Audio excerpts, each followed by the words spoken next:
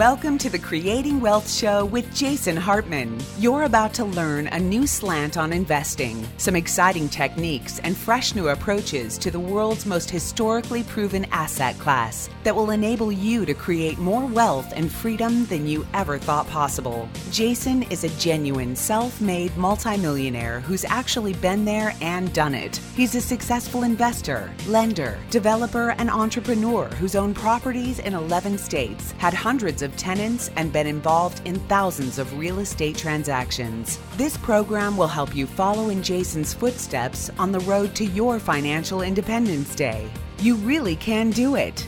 And now, here's your host, Jason Hartman, with the complete solution for real estate investors. Welcome. This is episode 1108. This is Jason Hartman. Thank you so much for joining me today. And I am coming to you from South Florida. It is absolutely beautiful, gorgeous here. Boy, you can really see why people from around the world come to Florida to vacation. It is just a beautiful place. But in the summer, not so much. Not so much in the summer. Okay, well, hey, today we are going to talk about something very, very important.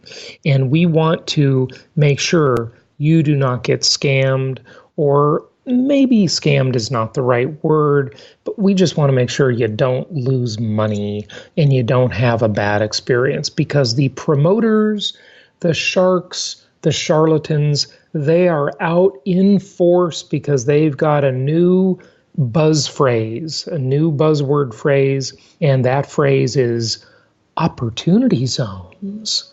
The opportunity zones to invest in, right? I'm not saying this is all bad, but you're going to see today in part one of our interview with one of our Venture Alliance members who is a very well-informed person on most things, or certainly financial and real estate-oriented things. You are going to see that these opportunity zone promoters, you better watch out. You really better watch out, because it's just like the people promoting these foreign investments. You better watch out, okay? You really better be careful, because there are a lot of flaws, a lot of potential pitfalls, and we're going to tell you about those today. Now, if you've been listening to me for the last 14 or 15 years, you probably know that I am a pretty conservative investor, and I'm not very susceptible to hype. I used to be. I used to fall for everything that came along. The investment du jour in my business, and that was in my personal investing life for my own portfolio. And in my businesses, I would fall for the marketing program du jour, like the soup du jour. What is the soup of the day? What is the marketing program of the day? What is the investment of the day? Maybe I have just become so jaded because I've been burned quite a few times. I'm trying to, balance this with being open-minded, because some things that are offered out there really are good things. But usually the test of time will tell you whether they're good or not. There's always a new thing. So watch out for these people that are always promoting the new thing, like it's some big deal. You got to stop everything and stop your nice, traditional, slow and steady strategy. The slow and steady wins the race. Life is a marathon, not a sprint. You know the parable of the tortoise and the hare. So that is very important to keep that in mind.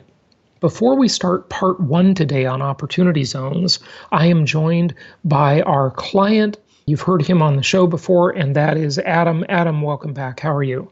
I'm doing well. And you know what? Opportunity zones, they never say if it's a good or a bad opportunity. It's just an opportunity. I love that. That's really good. I didn't know you were going to say that, but that's a good one. Yes, opportunities can be good or bad or even neutral. I really hate the name of this thing. The name opportunity zone implies that it's somehow good. Now, that's the name the government gave it, but these things are so flawed, it is mind-boggling. And there are, really two primary ways in which people can invest. Of course, they can buy their own properties and be direct investors. I would always recommend that over the next strategy, which is a fund. There are many fund promoters out there promoting these opportunity zone funds. And, maybe I'm just dense, but I don't get it. I've been looking at this for, gosh, has it been a year now? And I have looked at the areas, the blighted areas. I have looked at the tax strategy.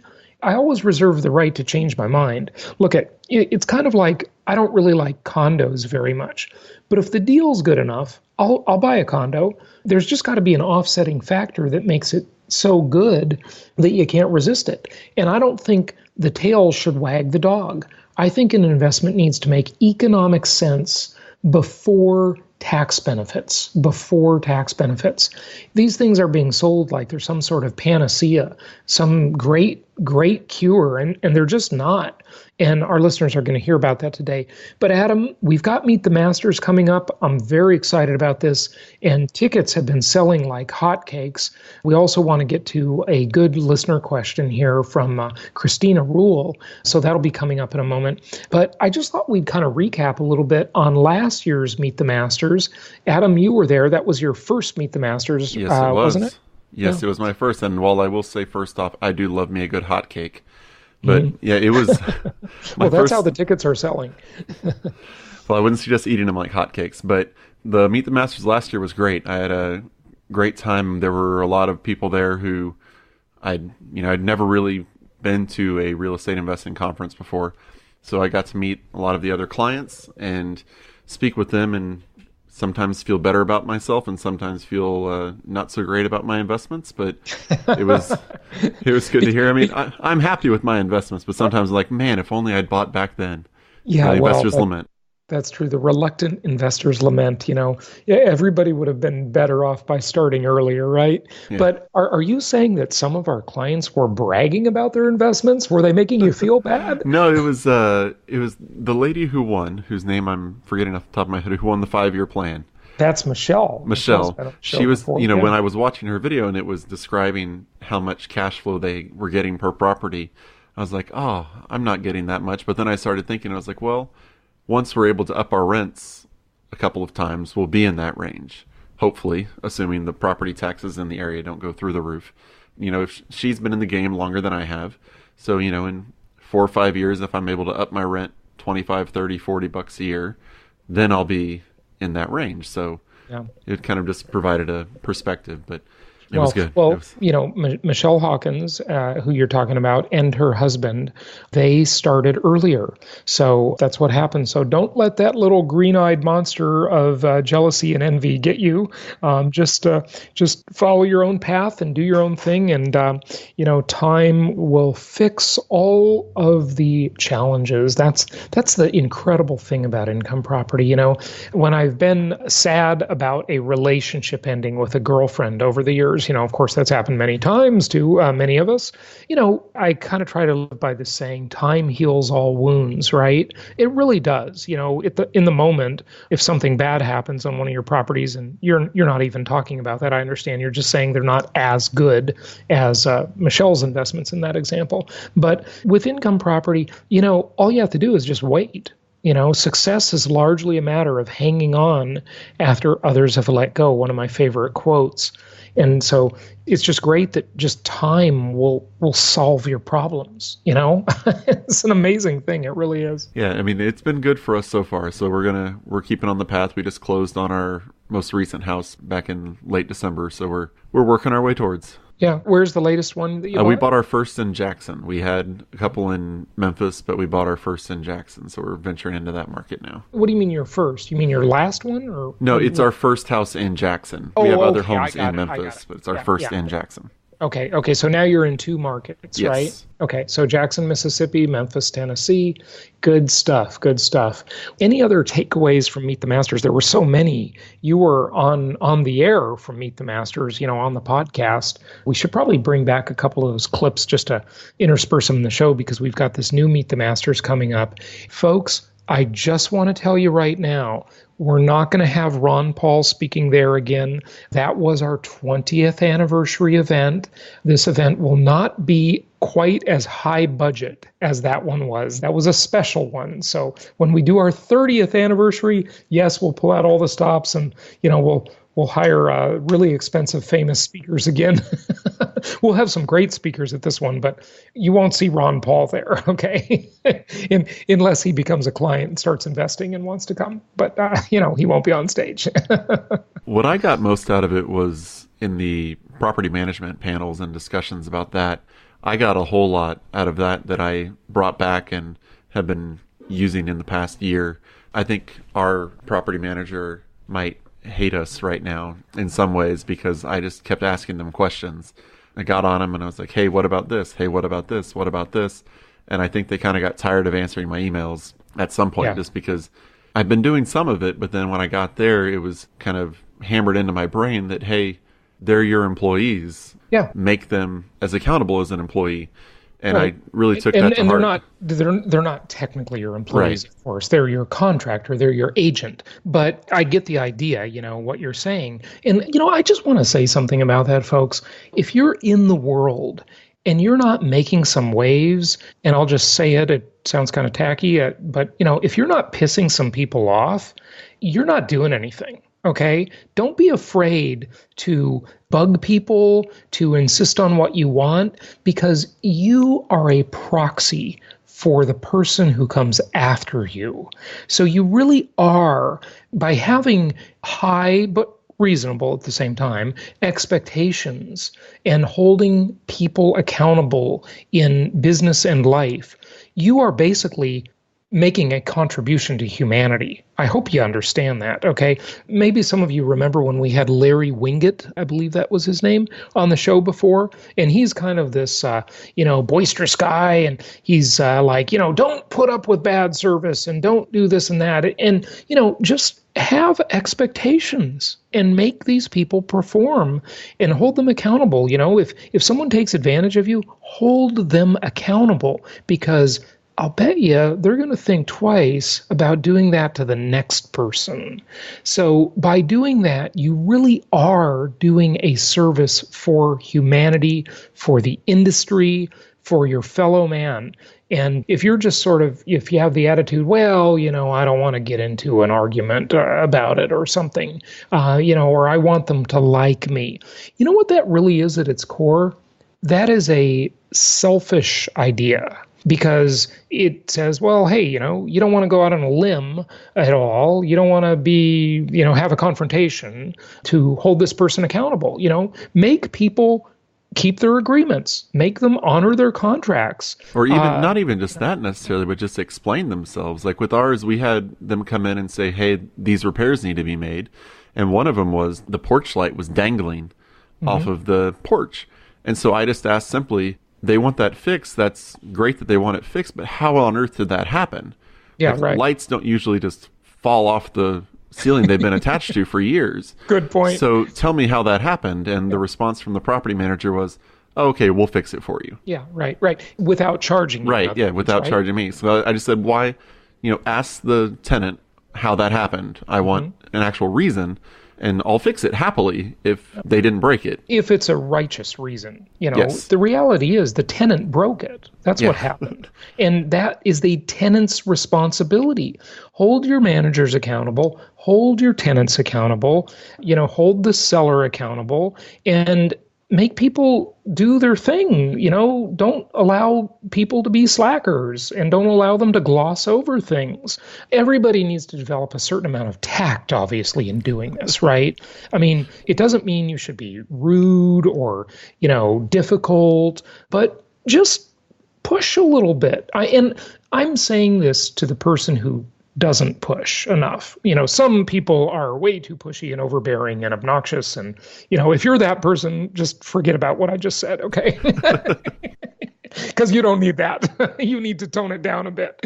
So, just use sensory acuity and know where you are. But Adam, I completely agree with you. Asking for invoices and explanations is not being too pushy. So feel free to do that. It's your money, and you have an obligation to protect your money.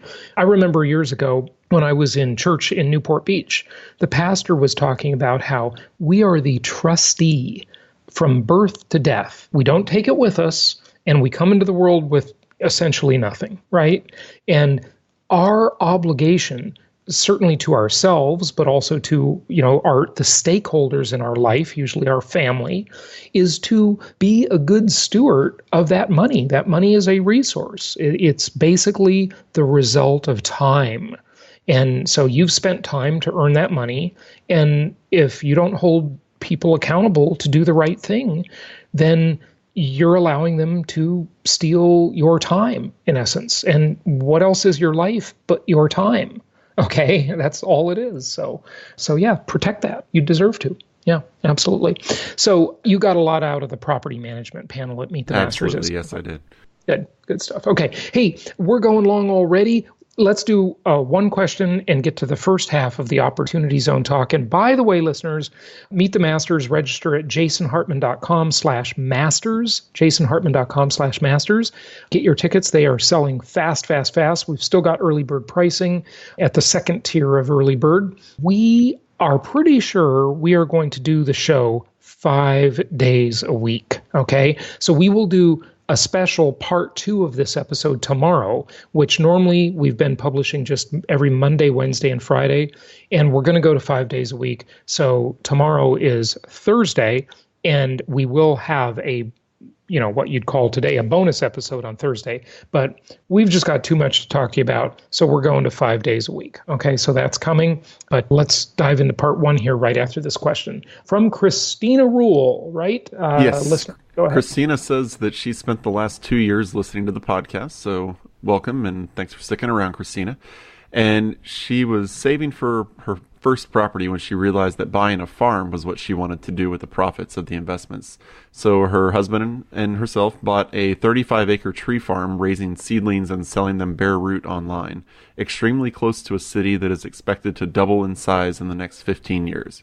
The business is small, but they expect to grow it considerably, and they would love to hear how to evaluate a piece of land as an investment, or how to figure out the rate of return on a home purchase when the home is also your business/land investment. Capital gains only? Does she look at her business income in relation to the value of the land only, or the whole purchase amount to calculate the return of investment on this place?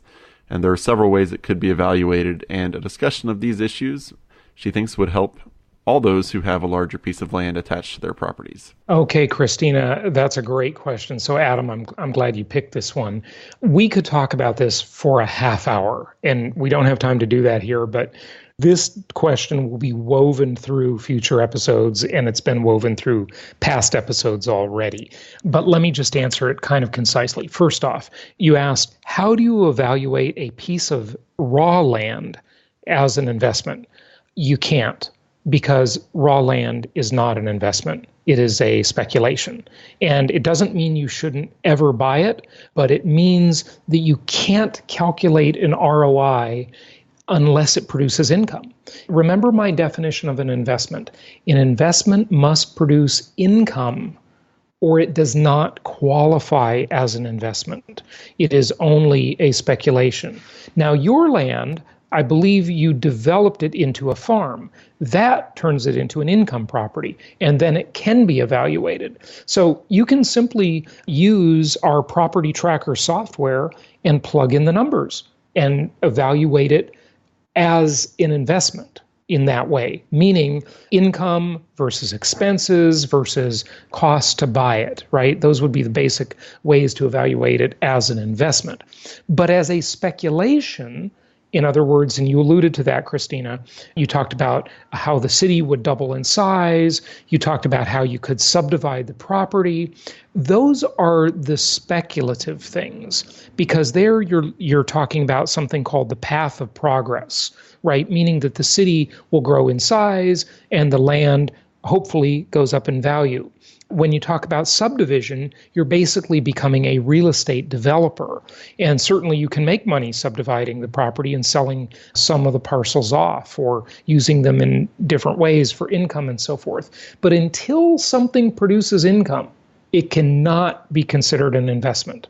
Okay? It can only be considered a speculative opportunity for a capital gain in the future. And those things are almost impossible to evaluate. It doesn't mean that there isn't potential there. It just means that you really can't put it to a calculator. You can't go to Property Tracker and say, which is a very fancy calculator, what happens if the city doubles in size? What happens if I subdivide the land? You can't do that. You can only talk about income and expenses and cost of acquisition, and then the disposition price when it's eventually sold. You can do those things, but you don't know what your disposition cost will be on the potential subdivision, the capital gains, or the growth in the value of the land over time. So those things are harder to evaluate. I hope that makes sense. Adam, any thoughts on that? No, I think it's just important, like you said, that this is kind of basically buying a personal residence. You have to look at it initially as, is this something that I can afford to live with today with the payment? And if it is, then it might be worth it. If it's not, then it's not worth it in that respect, because you're just buying it hoping that it can go in the future. And that, I believe that violates one of the commandments.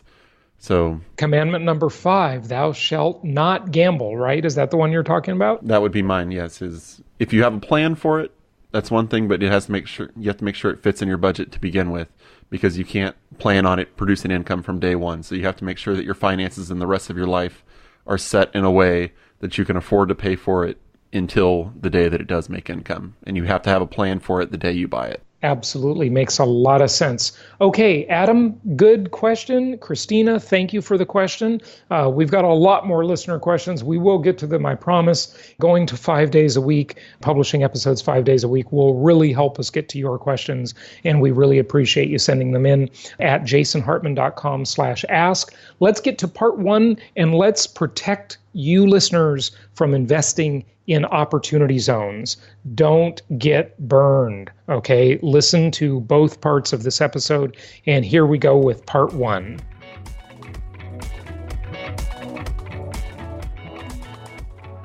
Hey, it's my pleasure to welcome a returning guest back to the show, my friend and our fellow Venture Alliance member, Mike Zlotnik. He runs a hard money lending company. We've done a lot of business together over the years, and he also is, I would call him an expert in deal valuation and also running a fund and looking at syndications. And he is a wonky guy that loves looking at the math and loves looking at the numbers and loves analyzing deals and tearing them apart. I send him a lot of deals that come across my desk so he can look at them. And, we got to talking recently about opportunity zones, and I think this is highly overrated. Now, I may be wrong, and you're welcome to give me some feedback. Go to jasonhartman.com/ask and tell me if you think I'm out of my mind. But I don't think I am. We're also going to talk about some deals we looked at recently and how really a lot of these syndicators and a lot of these fund managers are really preying on unsophisticated people, frankly, who are just naive and don't know any better. And they take huge management fees. They're making all sorts of malinvestments, doing deals that are just lopsided deals.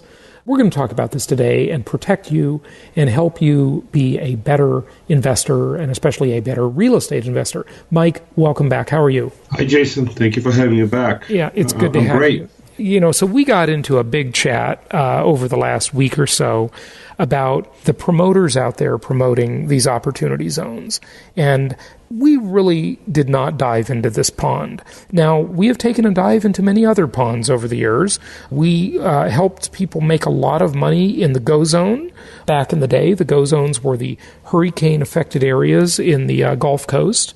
I personally profited from that on my own investments, and so did a lot of our clients. There came a point when they became overvalued because a lot of money was chasing those tax incentives. And, it seems like we have this going on again, but the deal today, the opportunity zones, and you can be a direct investor in opportunity zone properties, or you can invest in a fund. And I see all the promoters out there promoting it. It's a buzzword. They're probably making a lot of money doing it. But frankly, I think these deals are mostly very overrated and really a bit of a scam. I'll just say it. I don't think they're very good. Maybe I'll see some that make sense and look really good in the future, and we might even promote those. But what do you think, Mike? I think that opportunity zones by themselves don't present a great investment opportunity. What it is, it's a tax advantage areas where investors need to be very smart about selecting who they invest with, what type of fund they invest in. And by the way, the language opportunity zone fund can refer to a fund or can refer to individual deal. In fact, running an opportunity zone fund is very complicated. So the initial sort of thoughts for most people is to run a single asset fund. You can have many investors. It's a pooled money vehicle that raises capital from a number of folks, but invest in a single asset. There's two separate considerations. One is opportunity zone benefits, and two, the deal needs to stand as a quality deal on of its own with the right sponsor. So a lot of problems come from the fact that it's a hype, it's sort of a hot subject, and many hot air sponsors taking advantage of this, and they're creating demand, and they're going to provide a subpar product in the space, get capital from investors, and most folks don't understand what they're getting themselves into. Investment itself may be pretty bad. The sponsor can fail, and the project could fail. On top of that, what happens is they have to follow strict compliance with opportunity zone rules in order to take advantage of the tax benefits that are in the tax code. So I just wanted to lay out lay of the land. The opportunity zone funds could be a good addition to the normal investment. But if you're investing capital just to take advantage of opportunity zone tax treatments, you may or may not be happy. Most likely you'll be disappointed. Yeah, I love how you call them hot air sponsors. These are the promoters out there promoting, trying to collect your money to invest in opportunity zones, these hot air sponsors. And so you can do an opportunity zone investment. Now, these are tax advantaged investments, although the tax advantage really isn't that great. And we're going to dissect that here. There is a little bit of an advantage for sure, but it's not, it's not anything to write home about, as the saying goes.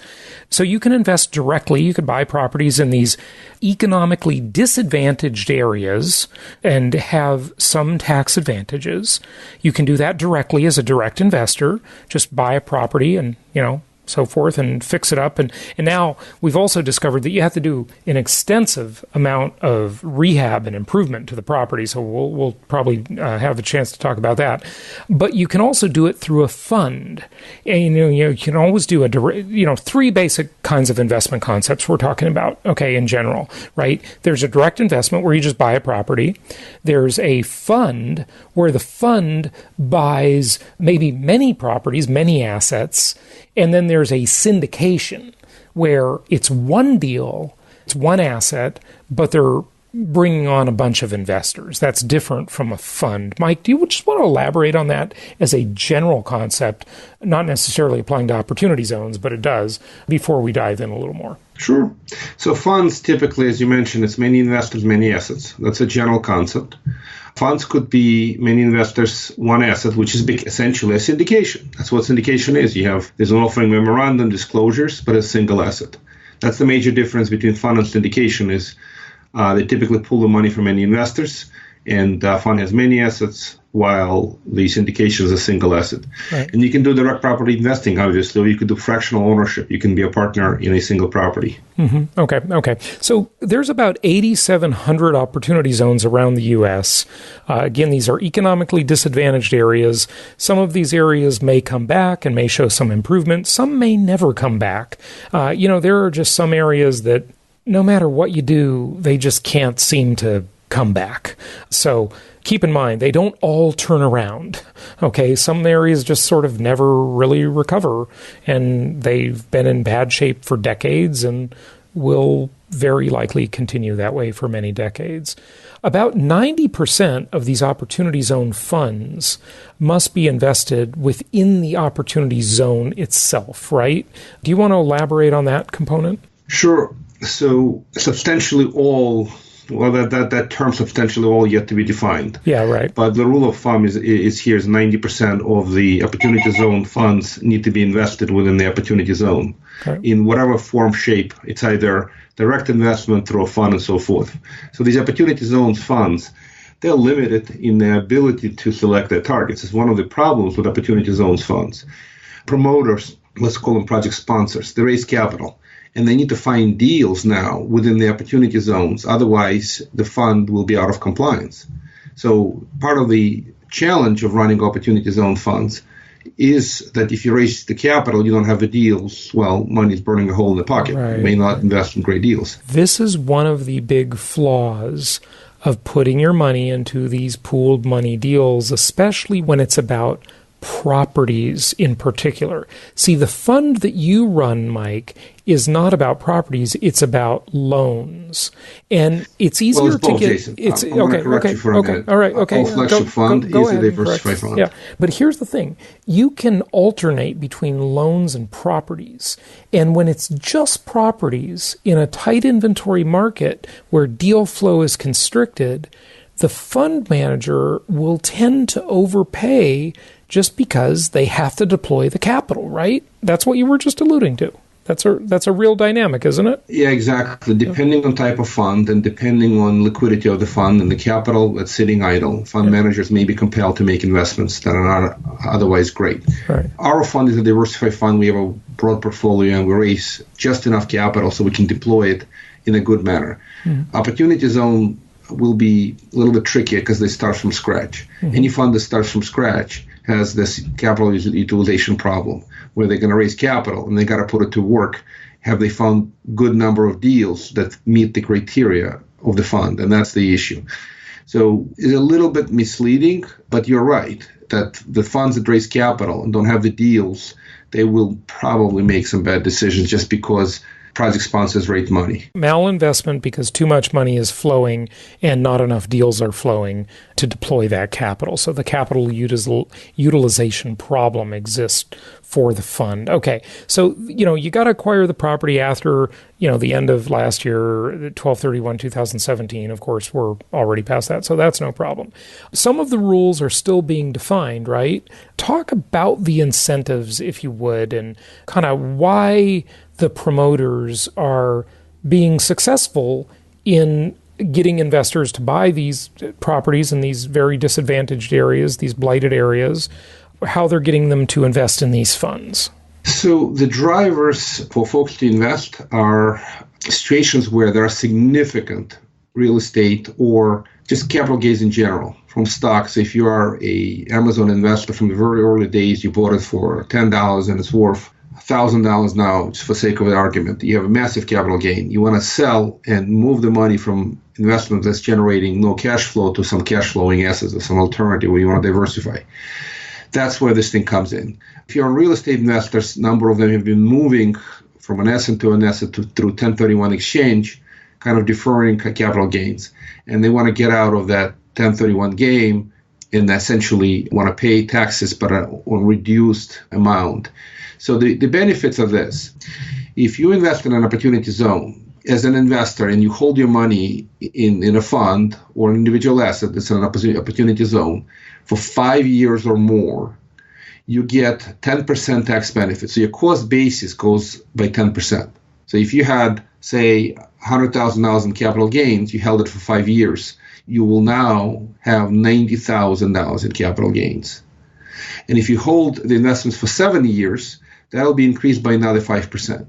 So you will now have essentially liability of only $85,000. So it goes to 15%. So that 15% savings is a real savings, but you got to park the money for at least 7 years. In addition to that, there is another benefit. The additional capital gains on the project. So you put $1 million into a project, and 10 years later, that million makes another $1 million, but you got to hold it for at least 10 years. That extra $1 million of capital gains is tax-free. So essentially, you're investing in your upside. If you hold for 10 years, all the additional appreciation on the asset will be tax-free. Okay, so here's the thing. It could be not tax-free, but tax-deferred just by doing a 1031 exchange, and you wouldn't be forced to invest in any specific area. You could also do an installment sale trust and pay the gain slowly if you wanted to cash out. There are other options here that don't force you to have the tail wagging the dog, so to speak, that don't force you into malinvestment. Correct. The alternative to this is to keep doing 1031 exchange indefinitely. So this is just an alternative to 1031 exchange to park some money into a fund like this. What's most interesting, there is a sunset. Essentially, this date, if you sell assets and you defer capital gain taxes, on this date, if you haven't sold an opportunity zone fund, your capital gains taxes are still due. And the date is December 31st, 2026. Okay, so in other words, you must keep it for a certain amount of time, but you can't keep it past that time. Is that what you're saying? Could keep it. You could absolutely keep it past that time. Well, I mean, you can't get the benefit if you keep it past the time, right? You get the benefit of a tax liability reduction, but you owe the taxes on the amount that you deferred. So in other words, you had $100,000 off. Now we are approaching 2019. So there's only 7 years. Actually, it's 8 years because it's the end of 2026. So you hold it for 7 years at that point. If you don't sell, you hold it another year. It's 8 years. Well, now the tax liability is due on that $85,000, which you haven't yet cashed out, but the taxes are due. So if you actually hold the full 10 years, after 8 years from now, on December 31st, 26, you will have to pay the tax bill on the 85% of your deferred capital gain taxes that are now coming due.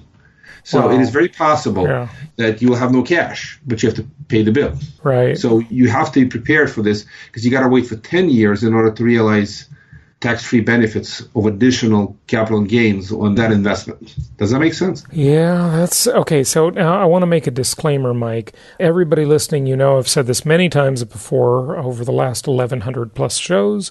We are not tax advisors. We are not legal advisors. Legal and tax issues are complicated, so please seek out a licensed professional for details.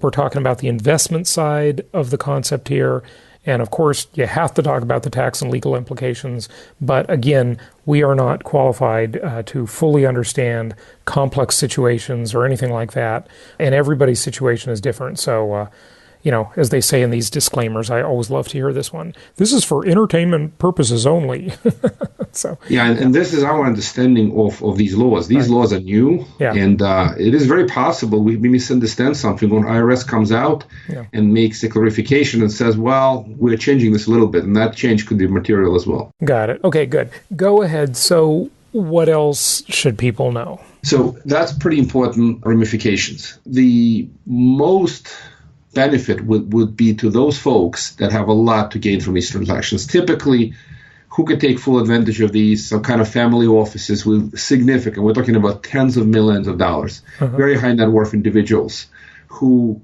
with a lot of legal and CPA advice, could structure significant positions in these type of investments on the right projects and could take advantage of these situations.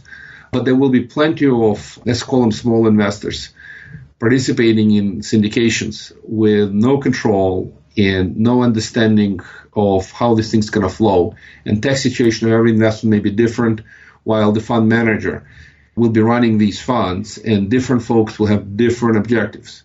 So thinking about just the tax benefit is a potentially disastrous type of investment because money will be stuck. Fund manager can make decisions that will benefit some people and hurt some other folks.